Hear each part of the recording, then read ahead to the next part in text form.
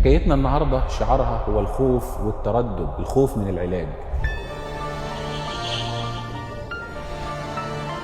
كل يوم بشوف مرضى بيجولي العيادة معاهم حكايات بتبدأ بألم ومعاناة وبتنتهي بابتسامة. حكايتنا النهاردة شعارها هو الخوف والتردد، الخوف من العلاج. حكايتنا النهاردة بتبدأ بإفرازات بيلاحظها المريض. حكايتنا النهاردة هتكون عن الناسور الشرجي. الناسور الشرجي باختصار هو قناة غير طبيعية موجودة حوالين الشرج، بيكون ليها فتحتين، فتحة على الجلد المحيط بالشرج وفتحة داخل قناة الشرج أو المستقيم. الناسور الشرجي بيبدأ بخراج شرجي ما تعالجش بسرعة وبصورة صحيحة. معاناة الناسور الشرجي بقى ليها دلوقتي أكتر من تقنية في علاجها، وفرت على المريض كتير جدا وجنبته مضاعفات كبيرة جدا كانت بتحصل مع الجراحة التقليدية. دلوقتي بنقدر نعالج الناسور الشرجي بالليزر والفافت والجراحة المتقدمة. لو حكايتك شبه الحكاية دي احجز مكانك دلوقتي في حكاية الشفاء.